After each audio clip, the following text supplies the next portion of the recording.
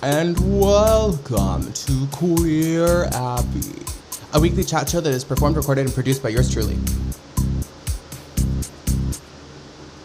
Hi everyone, welcome to the 5th episode of Queer Abbey. I appreciate your continued support and I hope you enjoy. This week I have been just absolutely through the ringer physically. I literally fell down the stairs last night while I was moving my stuff. I am on the precipice of actually finally finishing moving. I've packed everything up and it's all in one corner. And I am currently recording in my empty bedroom. It's so interesting. But back to the falling down the stairs, I was carrying the worst thing I could have been carrying at the time, which was my keyboard, one of the most expensive things that I own. And I'm like gingerly rounding the corner of this long ass stairwell. Unfortunately wearing slippers, which was stupid of me. And on like the second step down of 12 steps, my gay ass slipped backwards, landed, and I hit my head and then my back and slid down the stairs, alternately hitting my head and my butt over and over again with my keyboard in hand until my keyboard slammed into the bottom step and cracked. So that was just the tea. That was boots. That was just the way to end Pride Month, really. So I'm hoping that my keyboard is not broken. I had to work today, so I'm not sure how she's doing. Honestly, worthwhile sacrifice. I'll take one fall, one bruised elbow for a really cute little place to live. I'm pretty excited to move everything over. Next week, I'm going to U-Haul it. I'm going to be a U-Haul lesbian, and I'm going to take my stuff and I'm going to put it in my little apartment. So, yay. Although, I'm kind of appalled by how much stuff I have, too. Shoving it all in one corner puts it into perspective, like how much I don't use certain things. And I think there's sort of an inherent sense of guilt around having stuff for me. Like, I just feel like it's extra of me to want childhood memories or things like that. But it's not. It's actually okay to hang on to things like that if you want to. Be as sentimental as much as it serves you, you know? So, yeah, I culled down a little bit of my stuff. I ended up putting some clothes aside and a lot of like blankets for donation. But I love being a grandma and having lots of hobbies and like bags of fabric and shit like that. I think as long as you can keep it in check to the point where you can move all your stuff yourself, you know, and you know what kinds of things that you own and it's not a mess, then yeah, having hobbies is fun. I think it's sort of a product of capitalism that we all lust over minimalism so much. Although to speak right out of the other side of my mouth, I actually really like how it feels to be sitting in this almost empty room. There's something very calming about not being surrounded by a bunch of stuff. But also, yeah, what I said, it's fun to have lots of hobbies and lots of little things. So maybe I'll look forward to a little bit more spaciousness once I live by myself, because I am pretty tidy. I like keeping things relatively clean in my home, and especially like surfaces and stuff. It's really important for my brain to have a workspace. I really, really like that. So, yay. Good things continuing to happen. Little update, I'm continuing on estradiol on HRT, and oh my god, my boobies hurt. I have little nubs under my nipples, and they hurt. Little buds. And, ow. I guess I did know that was going to happen, but I am experiencing it, and that feels interesting.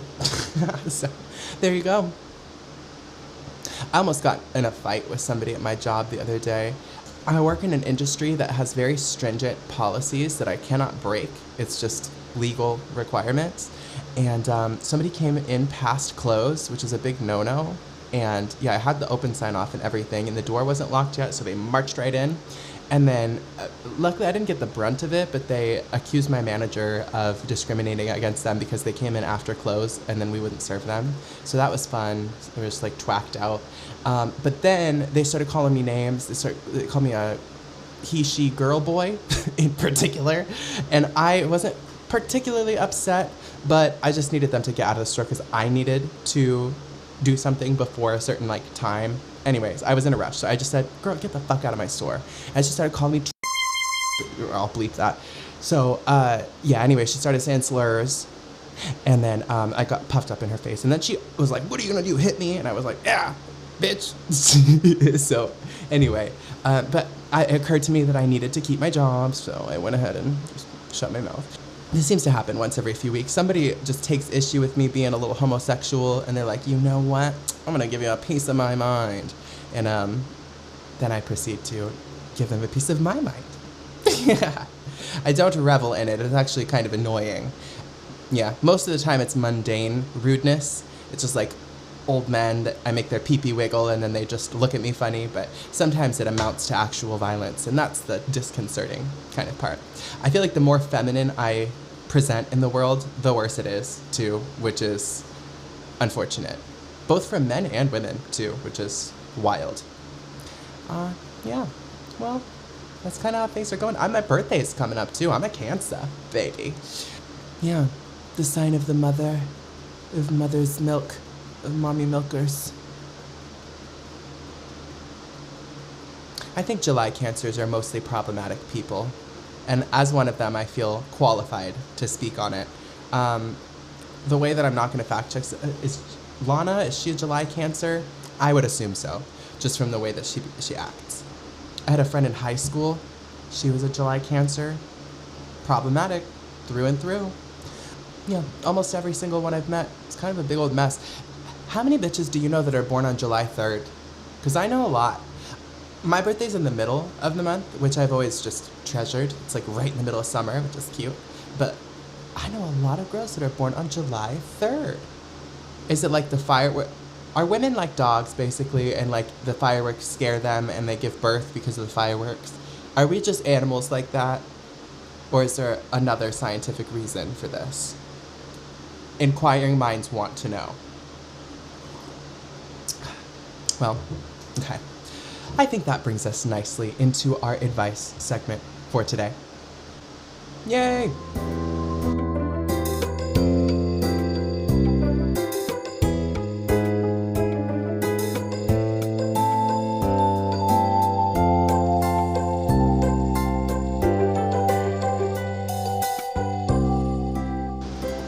Alrighty, let's get into it, y'all. So, our first submission this week is from an anonymous user who said, Queer Abbey. I'm at a concert alone right now. I want to talk to somebody, anybody, but all I think about when thinking about talking to a girl is how much they don't want to talk to men. And guys just seem annoyed. Plus, I don't even know where to start. Someone give me an icebreaker stat. Well, that's an interesting submission. I sense that you have a very thorough expectation of what talking to people is going to be like, yeah? But you actually don't know. You know, you can't say categorically that women don't want to talk to men. I don't know what kind of man you are, and I don't know what kind of women you're talking to, but in a social space like that, I think it actually is appropriate to be social. The thing that I'm about to point out, though, is that you need to be more present. Maybe instead of being on... I mean, this is obvious advice. I know you probably should take your face out of your phone, but it does start with you. The world isn't going to change around you to make it easier to make friends. You need to discover how to navigate the world in the body that you're in and be more present. So, find the girl that's looking down and looking around and ask her if she wanted to talk to you, and don't just make up the response that you want in your head. Actually listen and respond to the things that are happening in real time, which is being present. Maybe a little bit easier to find someone to be friendly with at a concert. Anybody that's like high energy would probably be more likely to extend their friendliness toward you, or you might find luck with somebody who looks like they're also lonely, like I said. The bar is a great place to gravitate around to find friends at a 21 Up show. Yeah, there's lots of places. Go start smoking cigarettes if you need more friends. That's what you can do. Yeah, that's an approach you can take here. It can be really difficult to approach people and not feel like a weirdo, and understandably, as a man, not wanting to threaten, woman-bodied people. I think that's a good thing to be conscientious of, but also it's not at some point it's not for them, you know? You're just kind of feeling bad for yourself at some point when you're like, oh, women don't want to talk to me, I don't want to talk to men. Like, okay, yeah, you. Yeah. So adjusting some things within yourself might help you to realize what kind of opportunities are actually around you. Alrighty, moving on to the next submission. Number 2, Queer Abbey, work drama. I started this job about 3 months ago. I've really enjoyed it, and I thought I enjoyed the people until I heard I was involved in a bunch of drama. Shortly after starting, one of the managers told me that when she doesn't like someone, she gets petty and tries to build cases to get them fired. Not sure why she told me this. I never step on anyone's toes, so I never thought I would have to deal with this. Now I seem to be the person this manager wants gone. She is good friends with most of the workers there outside of work, and I thought I was on good terms with everyone until one person I actually trust there told me very subtly that I should watch what I say and do around certain people. This job was never supposed to be a long-term position, just to get me through the online classes I've been taking. But I like it and don't want to deal with a job search, but I also don't have the mental capacity to deal with this high school BS. Any advice would be appreciated. Ooh, well, yeah. I've had to deal with my fair share of toxic workplaces. I've had too many jobs for a 20-something-year-old, and sometimes it's just not worth it. Even a good job can be soured by especially someone in a position above you that can make your schedule, etc. Being subject to harassment by somebody in that position is a nightmare, and it honestly is most of the time it is better to cut your losses, spit a fat loogie on their windshield on your way out, and never come back, you know? One thing that I would definitely recommend doing is putting in a 2 weeks, but doing it in a way where they don't know, and then just not showing up, but then be like, oh no, I gave you a 2 weeks, and then going on an unemployment that they have to pay for. I'm just kidding, I did not tell you to do that.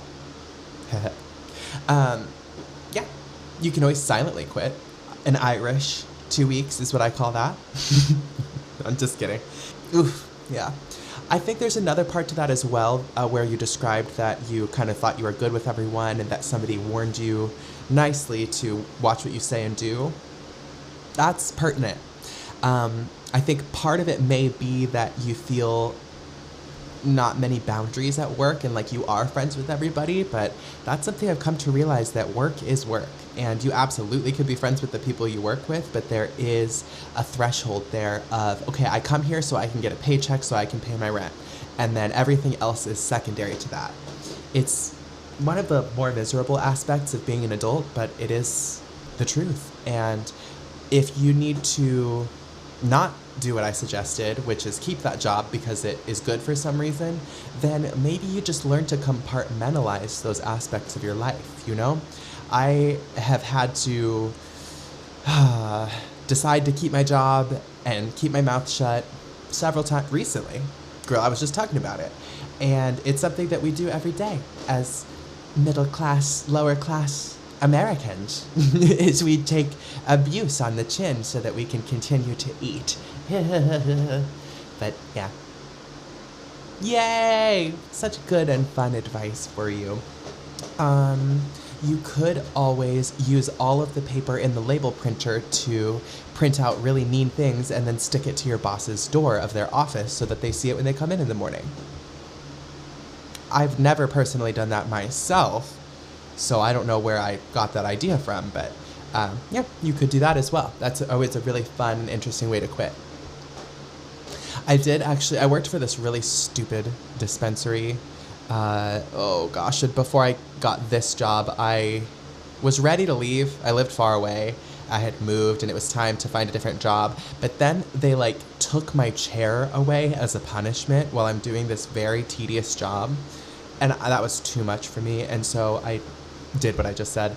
And then I texted the HR manager. She was like, yeah, when are you free to talk? We heard some stuff happened, and she was going to try to fire me. So I just said, oh yeah, no problem. I have some availability, BOFA.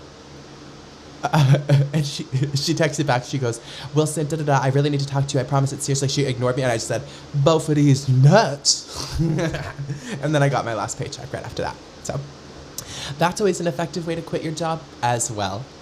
I, in summation, would not recommend staying at a toxic workplace. It's probably not worth it, even if there are advantageous things about it. But if you absolutely have to, it's a part of life. You can bite the rag and just not talk to people at work. Find ways like headphones when possible, snacks, breaks, and just get through the day. It is possible, but hopefully you're in a position where you can just not have to deal with that. You never want your job to be dangling over your head like that. It's not cool. Good luck. All right, moving on to the next one.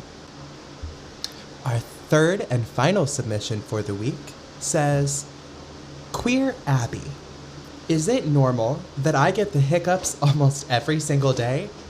Does this happen to you? In parentheses, if so, we are soulmates. End parenthesis. Well, I have news for you, anonymous user. We might be soulmates because yes, I do get the hiccups, and it is always when I am trying to talk to somebody.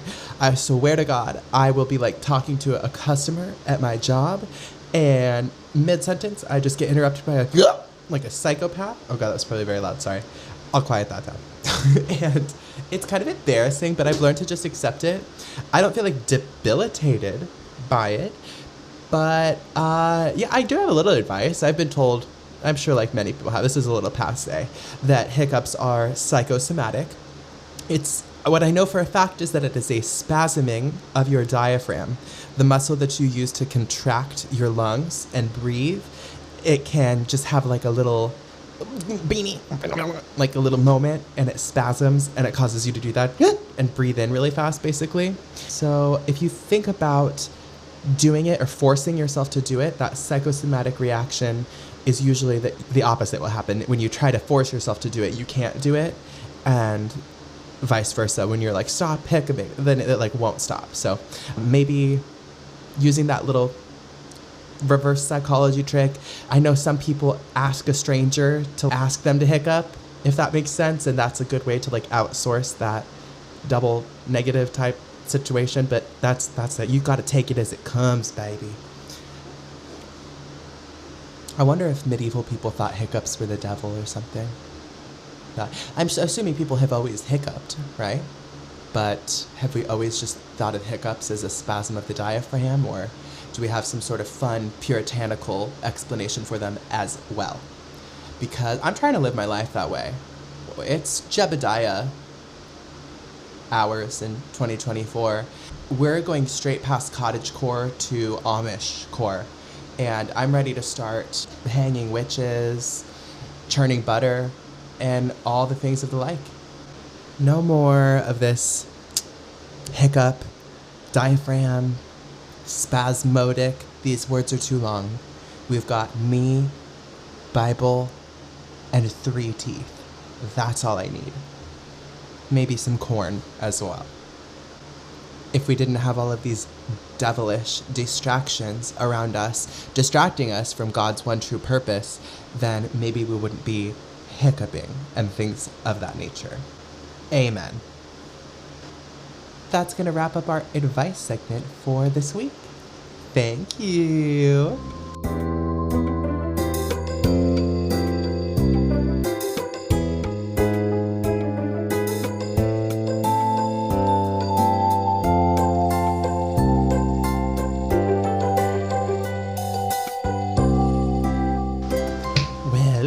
What fun and interesting submissions this week. I appreciate all of you who take advantage of our Queer Abbey Anonymous inbox, which is actually just linked right below in the episode description. You can fill out that Google form and it will anonymously send a message to my inbox, and I will go ahead and give you advice on the show. So if you would like to be featured on the Queer Abbey podcast, feel free to submit to that anonymous inbox. You could also send us an email at queerabbey@gmail.com. That's QUEERABBEY @gmail.com. Or you can even leave a voicemail at our phone number, which is 503-567-2053. Yay! It would actually be really fun to get some voicemail submissions so that I could edit them into the podcast. If you really want it to be a little attention whore, you could totally be featured on here. I can still keep it anonymous if you would like, but that would be a fun little layer to things. I think the anonymity is a little bit appealing to people, though, because I am a little judgmental, maybe. No, but please, please, please submit your stories and I'd be happy to give you my advice. I'm really excited to share our musical spotlight this week with you guys. This is another one of my colleagues and friends named Lauren, and their artist name is Caldy, which is a sort of variation on one of their names. And they're just the sweetest person, a really, really amazing vocalist. She is over in Idaho. She actually works as a music teacher during the day, which I do not understand how people maintain a teaching career and also do gigging and music and recording and stuff. It's a lot of work, y'all. So, yeah, she is over there tearing it up. Miss Caldy has 2 singles that I'm aware of that are out on Spotify for you. The one that I'm going to be featuring today was the first one that I ever heard from her. It came out a couple years back, actually, and it is called Tide. It's a lovely piano ballad type song. It's got this very cool minor harmonic feeling to it, and Lauren's voice just absolutely shines. We actually met. I feel like I've met many of my friends in choir, which is funny, but in high school choir years ago, that was probably 121 years ago or so, when I moved to Boise, Idaho from North Idaho. I was a sophomore in high school and I joined up in the choir program, and Lauren was one of the nicest and most welcoming people in my entire high school music experience. Actually, there's sort of a lot of insecurity and tension that gets swirled around, especially in music spaces, but also in school in general, and it's kind of fraught with poor social relationships. Unfortunately, people feel competitive and insecure, and they're just not really looking out for each other the way that they do in a sports environment or an academic environment. Yeah. But regardless, Lauren was really kind, and to this day, I am really happy to keep up with them and see all of the amazing things that they put out. So, without further ado, here is our musical spotlight for the week. Once again, this is Tide by Caldy.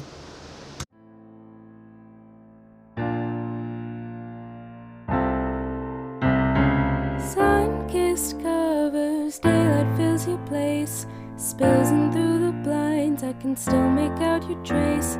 Can't outrun what's just a different pace. Sink into the sheets, was that just another chase? Going underneath, your tide takes hold of me. Try to do my best, but I'm caught up in your sea. Wish that we just speak, feel my lungs fill up on me. Still I always wonder where you'll be.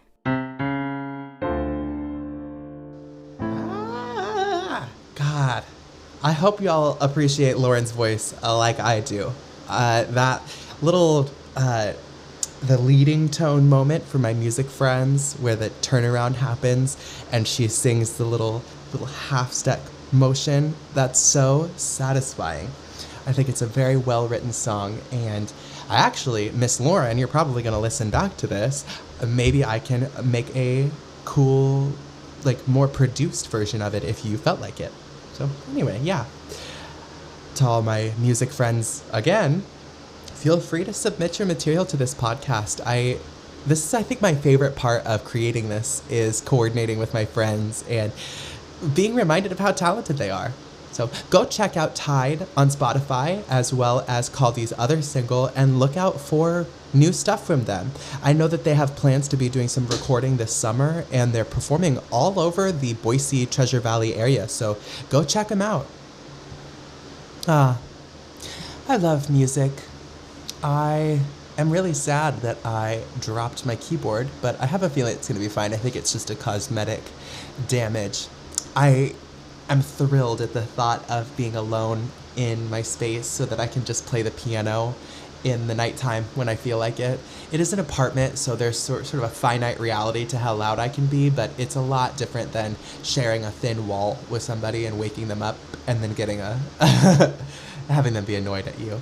And the bathroom. My God, am I not going to miss cleaning up hair from other people? It's just natural, such is life, but sharing a bathroom between 5 adults is a gruesome affair. And you know my gay ass loves to take a bath. I like to play mermaids in the bath, and so sometimes that can take a little bit of time, all right? Clear, no, Clear. Sometimes we get into all of that kind of business, and it takes time or method, but Clear. So, anyway, I hope that y'all enjoyed listening. This is gonna round out this week's episode of Queer Abbey, and next time I talk to you guys, next Sunday, it will be from a new space. So, wish me luck with this new adventure, and in return, I hope everybody listening has a fantastic rest of their week. Stay queer, stay sexy, and stay stupid. Okay, bye.